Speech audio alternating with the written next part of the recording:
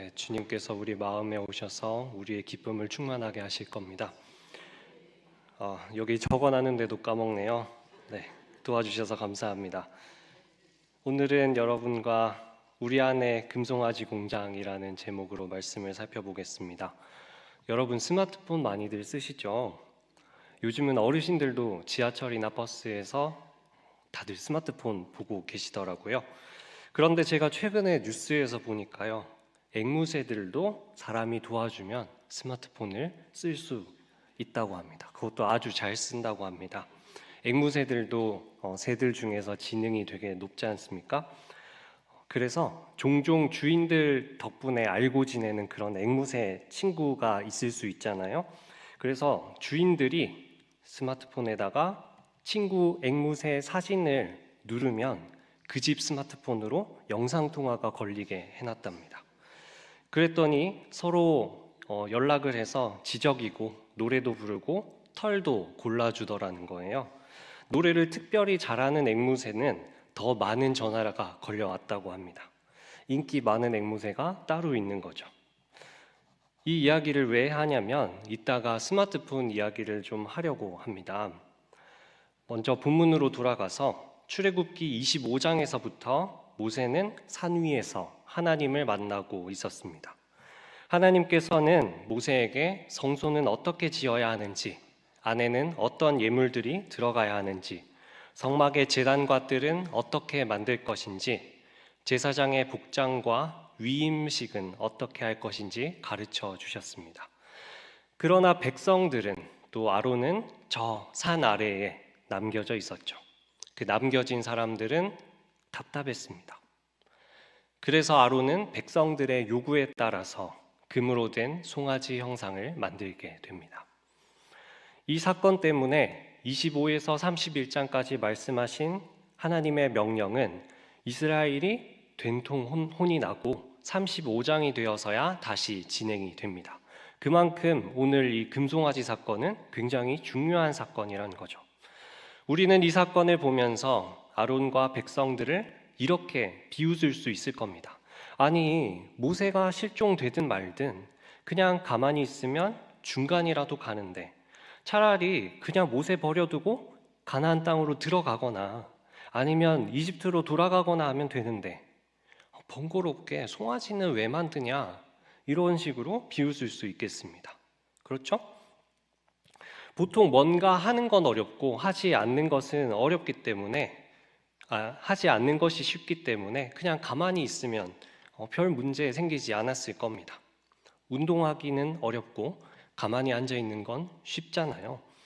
도대체 그럼에도 불구하고 이 이스라엘 백성들은 굳이 얼마 없는 금붙이를 열심히 녹여가면서까지 우상을 만들었습니다. 도대체 왜 그 광야의 더운 땡볕에 고생을 해가면서까지 우상을 만들었을까요? 우리는 오늘 이 금송아지의 정체에 대해서 살펴보려고 합니다. 1절에서 백성들은 모세가 내려오는 게 더딤을 보고 모여 말했다고 전합니다.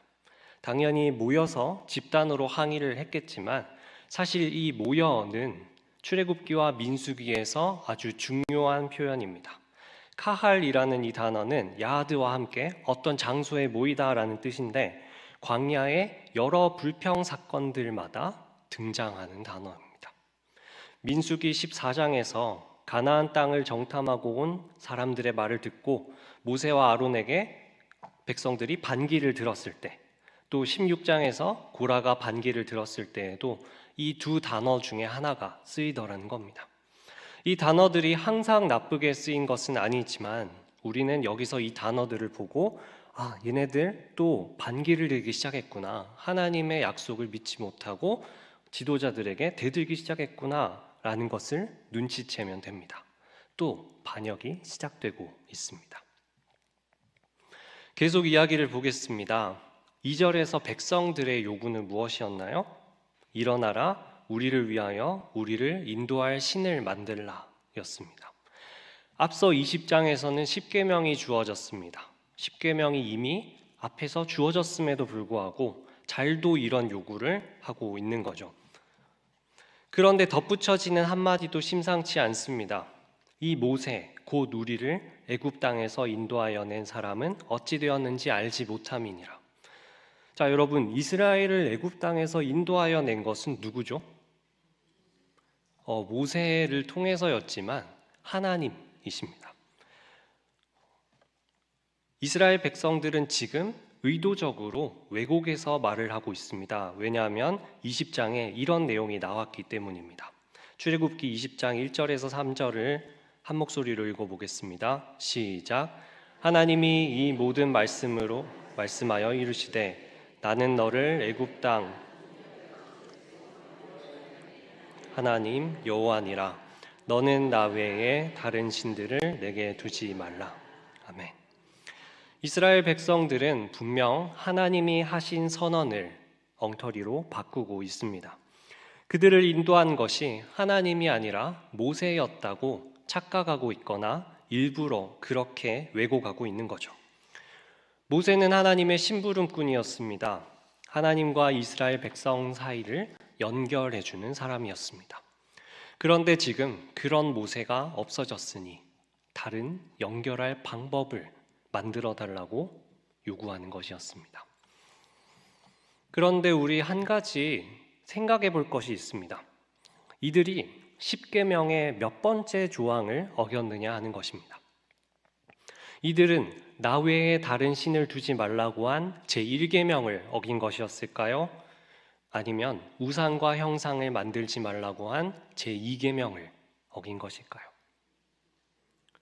네, 정답은 2계명을 어긴 것입니다. 그들은 새로운 신을 만든 게 아닙니다. 왜인지는 4절에 나와 있습니다. 4절을 함께 읽겠습니다. 시작. 아론이 그들의 손에서 금고리를 받아 부어서 조각칼로 새겨 송아지 형상을 만드니 그들이 말하되 이스라엘아 이는 너희를 애굽 땅에서 인도하여 낸 너희의 신이로다 하는지라. 자, 이 송아지 형상을 가리켜 아론이 뭐라고 말하고 있죠? 이는 너희를 애굽 땅에서 인도하여 낸 너희의 신이로다. 아론은 지금 완전히 새로운 신, 송아지 신을 만들어서 백성들 앞에서 일종의 신제품 발표를 하고 있는 것이 아닙니다. 애굽 땅에서 인도하여 냈다는 명백한 사실은 오직 여호와 하나님만을 가리키고 있습니다. 그런데 아론은 지금 송아지 형상이 여호와 하나님이라고 선언하고 있는 거죠. 송아지는 당시 고대 근동 지역에서 흔하게 숭배되던 우상이었습니다. 우리는 여기서 하나님은 송아지가 아닌데 송아지 보고 하나님이라고 해서 문제가 되는 것이 아님을 염두에 두어야 합니다. 그 당시 대부분의 사람들은 신이 하나뿐이라고 믿었어요. 그냥 그 시대와 그 지역에서는 일종의 상식이었습니다. 그런데 이런 질문을 해보겠습니다. 그들이 우리는 흔히 생각하기로 해와 달 같은 자연물들을 숭배했다고 생각을 하잖아요. 그들은 해와 달을 숭배한 것일까요? 아니면 해와 달의 신들을 숭배한 것일까요? 신이라는 말씀이 많이 들리네요. 맞습니다. 그들은 해와 달 자체가 아니라 해와 달의 신들을 숭배한 겁니다. 고대 문헌들을 보면 해를 가리키는 단어와 해의 신을 가리키는 단어는 분명히 따로 있었습니다. 해는 그냥 떠 있는 것이고 그 해를 관리하고 다스리고 우리에게 영향을 미치는 것이 해의 신이라는 믿음이죠. 마지막 질문입니다. 사람들은 신상을 예배했을까요? 신을 예배했을까요? 네, 신이라는 말씀이 되게 많네요. 맞습니다. 조금 애매하긴 하지만 신을 예배했다고 말하는 것이 더 정확합니다. 독서교회 성도 여러분들의 정답률이 굉장히 높은 것 같습니다. 신상 그 자체가 신이 아니라는 것은 옛날 사람들도 다 알고 있었습니다.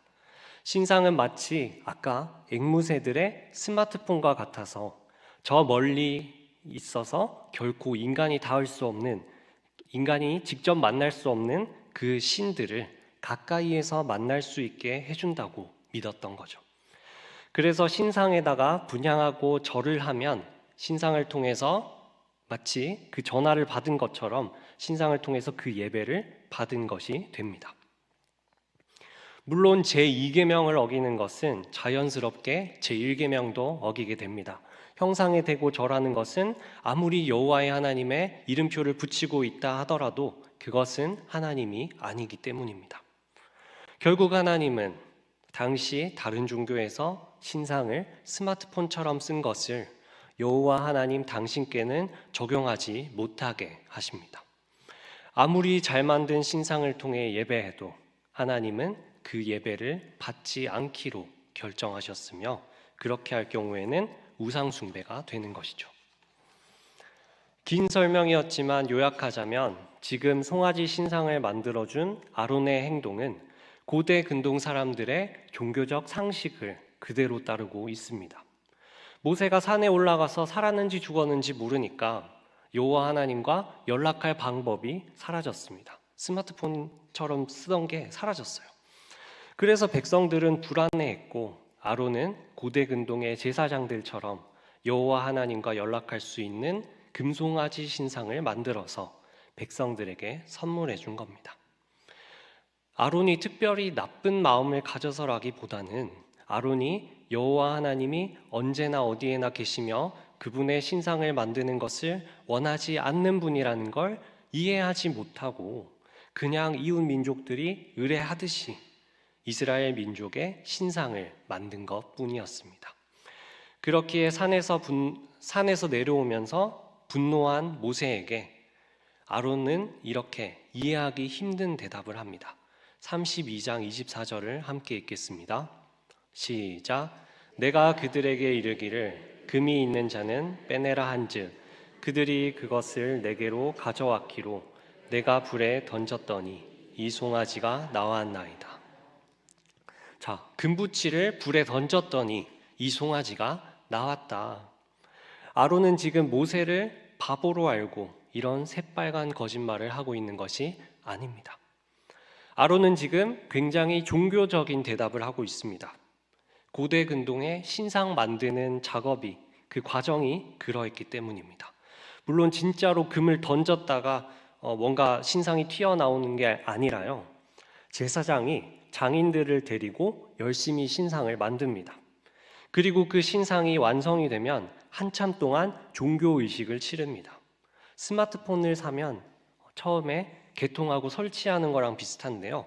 그 과정에서 장인들이 신상을 만드는 데 사용한 도구를 강물에 던져버립니다. 또한 장인들의 손을 가짜로 자르는 행위도 하고요. 또 장인들이 신상 제작에 참여했다는 것을 부인하는 과정도 있습니다. 또 대장장이의 신이 신상을 만들었다고 선포하는 행위, 또 장인들이 의식에서 퇴장하는 행위, 그런 것들이 이런 신상의 일종의 예배의식에 포함이 되어 있었던 거죠. 이 과정들을 거치면서 신상은 사람이 만든 것이 아니라 신이 만든 것이 됩니다. 따지고 보면 아론은 지금 모세에게 이렇게 말하고 싶은 것입니다. 모세야, 괜찮아. 형 믿어. 이 금송아지 신상은 내가 다 통신사 약정 할인도 받고, 응? 현금 영수증 처리도 잘하고 포장도 깔끔하게 뜯어가지고 개통도 잘 됐고 테스트까지 마쳤어. 합법적인 절차를 거쳐서 잘 만든 신상이니까 이제 마음 놓고 이거 쓰면 돼. 이렇게 말하고 싶은 거죠. 하지만 모세는 단호하게 말했을 겁니다. 형, 제정신이야? 이거 당장 부숴.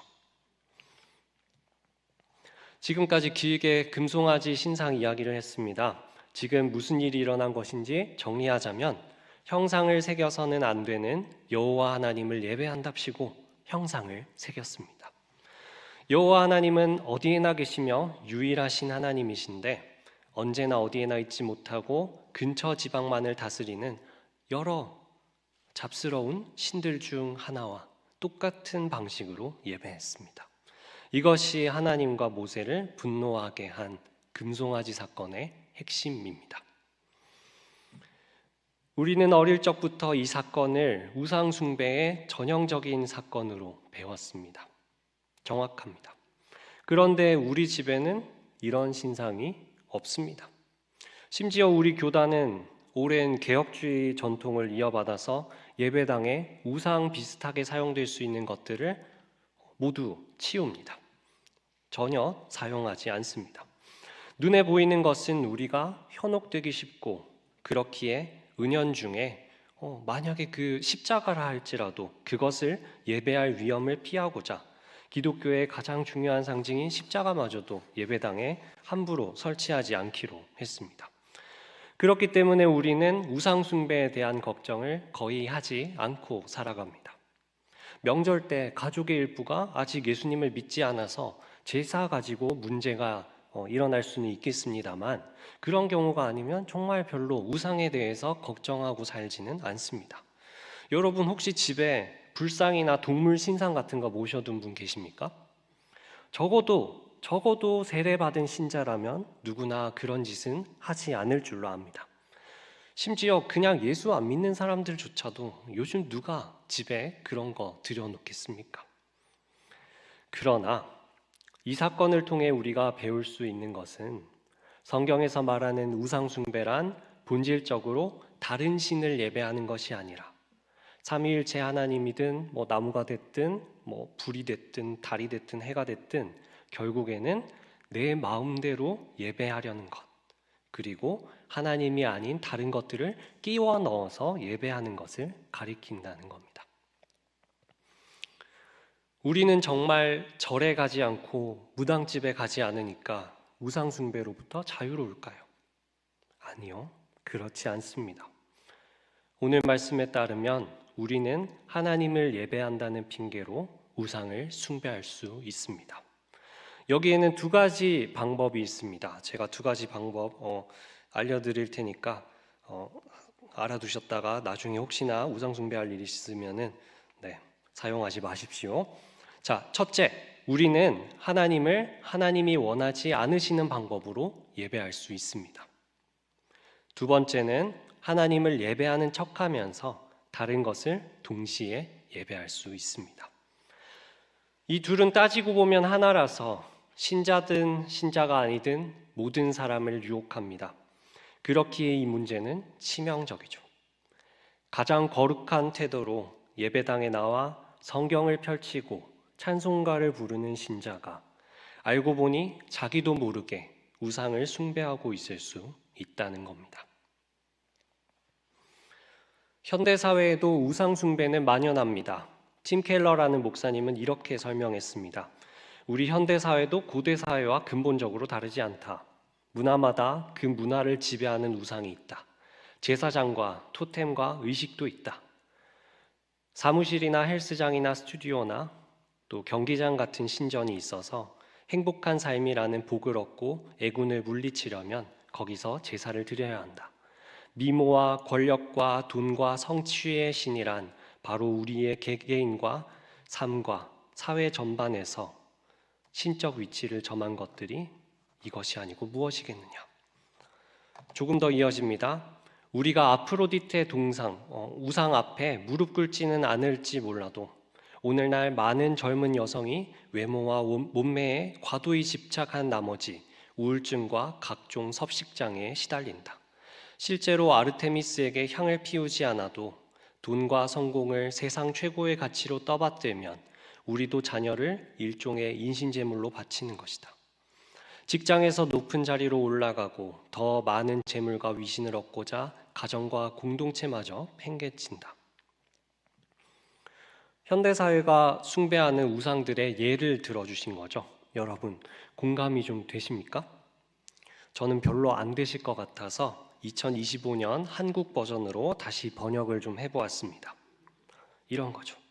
사무실이나 산이나 건강식품점이나 산꽃 축제장 같은 신전이 있어 행복을 얻기 위해 거기서 제사를 드려야 한다. 돈과 건강과 미용과 추억이라는 신들이 우리 개개인과 사회 전반을 지배하고 있지 않은가? 그러면 이런 반론을 하실 수 있겠습니다. 아니, 전도사님, 저런 것도 우상이면 세상에 즐길 게 뭐가 있나요? 맞습니다. 종교개혁자 장 칼뱅은 이렇게 말했습니다. 인간의 마음은 우상을 제조하는 공장이라고 말이죠. 우리 마음이 금송아지 공장이라는 겁니다. 그렇기 때문에 우리의 마음이 있는 곳은 어디나 세상 온갖 것들이 우상이 되는 거죠. 대체로 사람들은 우상하면 눈에 보이는 무언가를 떠올립니다. 하지만 오늘날의 우상이란 눈에 보이지 않지만 여전히 우리의 삶을 휘어잡고 있는 것들입니다. 게다가 사회가 복잡해진 만큼 직업에 따라, 성별에 따라, 연령에 따라, 지역에 따라 우리는 다른 우상을 섬기고 있습니다. 모든 것이 우상이 될 수 있고 결국 모든 것이 하나님의 대용품이 될 수 있습니다. 팀 켈러는 이어서 이렇게 말합니다. 무엇이든 워낙 당신 삶의 중심이자 필수여서 그것 없이는 살아갈 가치를 별로 느끼지 못한다면 그게 바로 가짜 신이다. 우상은 마음을 지배하므로 당신은 더 생각할 것도 없이 열정과 에너지, 돈과 정서적 자원을 다분히 거기에 쏟을 수 있다. 가정과 자녀, 직업과 돈벌이, 성취와 평론가의 호평, 체면과 사회적 지위가 다 우상이 될 수 있다. 로맨틱한 이성관계, 업계의 인정, 안전하고 평안한 환경, 외모나 두뇌, 정치나 대의 명분, 도덕과 가치관, 심지어 기독교 사역에서 성공하는 것도 다 우상이 될 수 있다. 이제 금송아지를 넘어 우상 그 자체의 정체가 무엇인지 조금씩 보이기 시작합니다. 그렇다면 우리의 신앙생활에서 얼마나 하나님을 스스로 만들어가고 있는지 고민해 보아야 합니다. 우리는 유교 문화권에 속하고 또 교회에 다니고 있기 때문에 팀 켈러가 지적한 것과는 조금 다른 방식으로 우상을 숭배할 수도 있겠죠. 유교 문화의 예를 들어볼까요? 앞서 팀 켈러는 돈과 성공을 세상 최고 가치로 떠받들면 우리도 자녀를 일종의 인신제물로 바치는 것이라고 말했습니다. 돈과 성공을 위해서 자식을 내팽개치니까요. 그런데 한국 사회에서는 좀 반대의 모습을 보입니다. 자식을 위해서 돈과 성공을 버리고 그 자식이 다시 자라가지고 돈과 성공을 자기에게 가져다 주기를 바라는 거죠. 그 구체적인 형태는 학원일 것입니다. 어떤가요? 학원이 나쁜 게 아닙니다. 제 친구들 중에는 학원 강사하는 친구도 있습니다. 그런데 그 학원에 우리 아이들을 보내는 것이 굉장히 우상숭배적인 마음이 숨어 있을 수 있다는 것이죠. 말 나온 김에 유교 문화권을 넘어 우리가 교회에 다니고 있다는 것도 생각해 봅시다. 여러분, 교회도 우상이 될 수 있지 않나요? 교회는 그리스도의 몸이요 하나님 나라를 세상에 보여주는 기관인데 어찌 그런 불경한 말씀을 네, 맞습니다. 저도 그것을 의심하지 않습니다. 하지만 앞서 우리는 하나님이 원하시지 않는 방식, 내 마음대로 예배하는 것이 가능하다는 것을 살펴보았습니다. 우리는 교회를 섬길 때 무엇을 위해서 섬깁니까? 행위로 하나님의 호감을 사서 끝내 구원에 다다르려는 혹은 그러한 안도감을 가지려는 유혹이 과연 우리 안에 없습니까? 직분을 받아서 사회에서 인정받지 못한 자존감을 충족하기 위해 혹은 저처럼 기독교 집안에 태어난 자식으로서 부모님의 기대를 충족하기 위해 교회를 섬기고 있지는 않나요? 우리 모두에게 불편한 이야기를 했으니 저를 향한 불편한 이야기도 좀 해야겠습니다. 신학을 공부한다는 것은 우상 숭배가 되지 않는다는 보장이 있을까요? 신학은 하나님에 대해 알아가는 것입니다. 그것은 좋은 일이죠. 그런데 내가 믿고 싶은 하나님을 그만큼 정교하게 만들어낼 수 있는 능력을 얻게 되지 않았는지 저 스스로에게 물어봅니다. 나는 예수를 믿는 걸까? 아니면 내가 존경하는 신학자를 믿는 걸까? 너무나 위대한 사도들과 교부들, 또 종교개혁자들조차 우상이 될 수 있죠. 저는 이런 질문에 당착했습니다. 나는 삼위일체 하나님의 성품을 닮아가고 있는 걸까? 아니면 하나님을 완전히 잘 알고 있다고 착각하던 욥의 친구들의 성품을 닮아가는 걸까? 그런 우상 숭배자들에게 하나님은 진노하십니다. 출애굽기에서 하나님은 계속해서 이스라엘 백성들을 사랑스럽게 내 백성 하고 부르시다가 32장 7절에서는 모세에게 너는 내려가라. 내가 애굽 땅에서 인도하여 낸 네 백성이 부패하였도다 하시면서 네 백성이라고 거리를 두십니다. 모세는 산에서 내려와 그들이 음란하게 금송아지를 섬기는 모습을 발견합니다. 그리고 하나님의 마음과 같이 분노하여 십계명이 새겨진 두 돌판을 집어던져 깨뜨립니다. 하나님은 이스라엘의 하나님이 되고 이스라엘은 하나님만 예배하는 하나님의 백성이 되어야 하는데 그 약속이 깨어졌기 때문에 돌판을 깨뜨려 그것을 상징적으로 드러냅니다. 여러분, 길게 이야기했지만 우리 주변의 우상은 끝이 없습니다. 우리 주변의 우상이 가득해서가 아니라 우리 마음이, 우리 타락한 본성이 우상을 끝없이 만들어내기 때문입니다. 돈과 권력, 매력 같은 것들이 아니라 심지어 하나님마저도 하나님이 아닌 도구처럼 내 마음대로 하기 원한다면 그것은 하나님의 이름을 가진 우상일 것입니다. 우리 안에는 우상 숭배에 대한 본능이 있고 그 끝에는 내 생각을 점점 강화하고 정당화하려는 유혹이 있습니다. 오늘 우상을 만들지 않아도 내일 나도 모르게 우상을 만들고 있지 않으리라는 보장이 없습니다. 난처하죠. 이러지도 저러지도 못합니다. 수렁에서 빠져나가려 발을 내딛는 곳마다 수렁입니다. 총체적 난국입니다. 결국 우리는 어떻게 해야 할까요? 결국 우리는 성경의 하나님, 계시된 하나님을 믿어야 합니다. 하나님을 올바르게 알아야 합니다. 그분이 어떤 분이신지, 세상에서 신이라고 말하는 것들, 그것들을 예배하는 수단인 신상과 무엇이 다른 분인지를 알아야 합니다.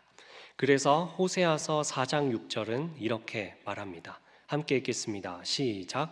내 백성이 지식이 없음으로 망하는도다.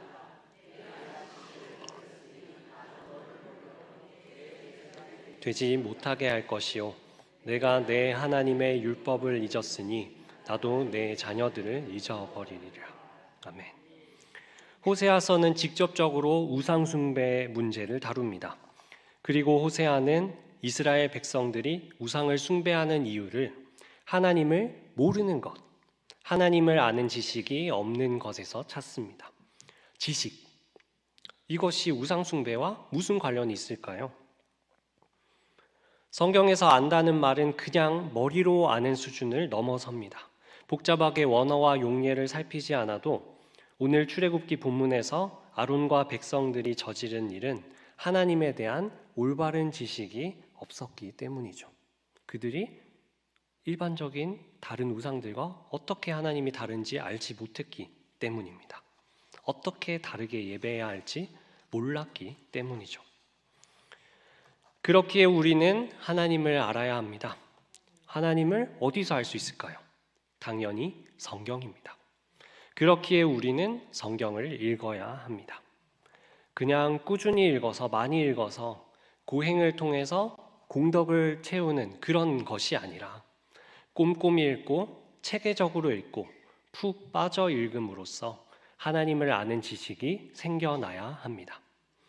물론 우리가 찬양과 기도 중에도 마음에 감동이 있을 수 있고 또 인생의 경험을 통해서 생겨나는 하나님과의 인격적인 사귐과 지혜가 있을 수 있습니다.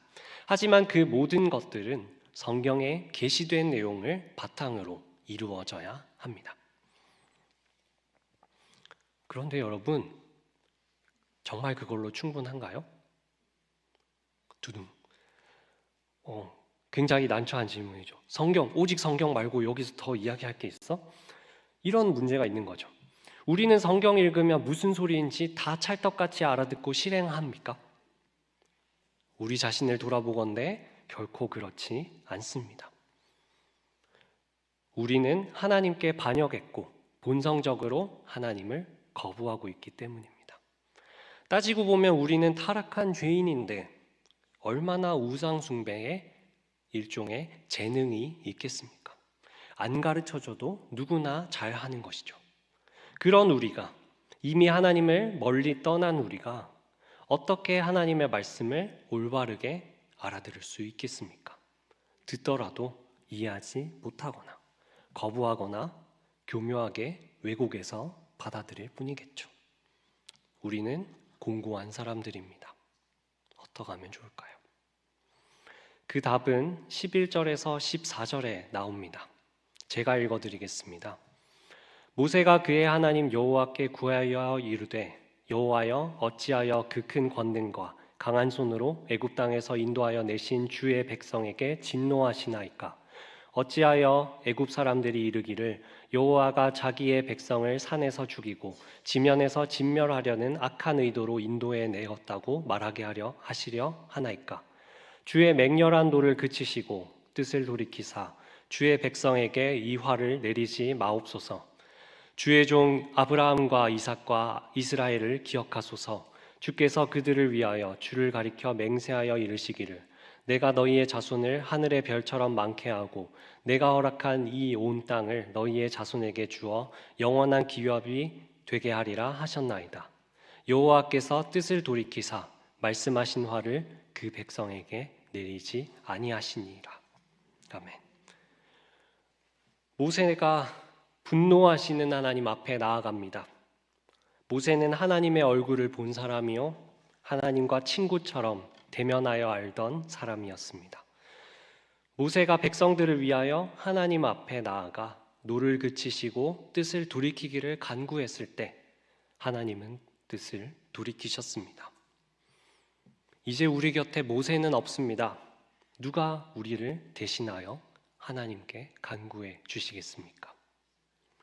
우리의 유일한 중보자 예수 그리스도만이 우리에게 주어져 마땅한 진노를 면하게 하십니다. 에베소서는 이렇게 말합니다. 한 목소리로 에베소서 2장 3절에서 7절을 읽겠습니다. 시작. 전에는 우리도 다 그 가운데서 우리 육체의 욕심을 따라 지내며 육체와 마음에 원하는 것을 하여 다른 이들과 같이 본질상 진노의 자녀였더니 긍휼이 풍성하신 하나님이 우리를 사랑하신 그 큰 사랑을 인하여 허물로 죽은 우리를 그리스도와 함께 살리셨고 너희는 은혜를 구원을 받은 것이라. 또 함께 일으키사 그리스도 예수 안에서 함께 하늘에 앉히시니 이는 그리스도 예수 안에서 우리에게 자비하심으로써 그 은혜의 지극히 풍성함을 오는 여러 세대에 나타내려 하심이라. 아멘. 여기 우상 공장인 우리의 유일한 소망이 있습니다. 우리는 예수 그리스도를 구주로 믿고 매일매일 의지하여 살아가야 합니다. 그리고 언젠가 마침내 더 이상 우상이 없는 나라, 하나님 나라에서 하나님을 온전히 알고 하나님만을 예배하는 날이 올 것입니다. 여러분, 우리가 힘써 하나님을 알기 원합니다. 또한 그리스도께서 우리에게 자비를 베푸셔서 이 죄악에서 우리를 건지시기 원합니다. 그리스도의 영이신 성령께서 우리를 새롭게 하실 것입니다. 함께 기도하겠습니다.